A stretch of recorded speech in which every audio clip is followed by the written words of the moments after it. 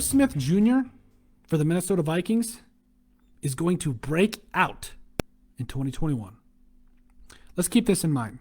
Through the last 6 games, Irv Smith Jr. had 19 catches for 216 yards and 5 touchdowns. Now, moderately modest numbers, but a couple things you have to keep in mind. Number one, he was behind guys like Kyle Rudolph, who, unfortunately, I think this is his last year with the purple. But despite that, has put up solid numbers, has been a much more of an over the middle threat than Kyle Rudolph has ever been in his career. You can lock that up. He's faster. I think his development in terms of his blocking is coming along way better. His route running's better, and he gets it done.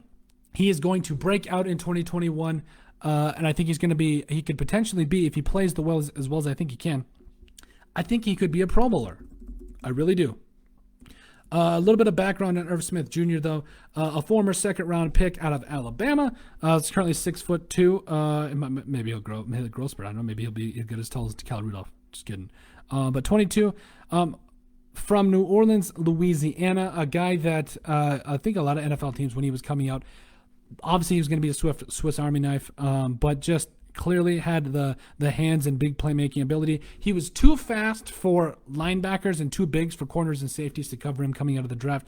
And that's been kind of the case for the Vikings. He's been able to find those holes in the middle of the field and be able to just get open for Kirk Cousins. And I think he's looked great for a lot of the year. And had 2 touchdown catches against Detroit earlier in the season. Also had 2 touchdowns against the Saints. That was just a rough game all around. But I mean, you're just starting to see a guy that's coming in and finally getting it done.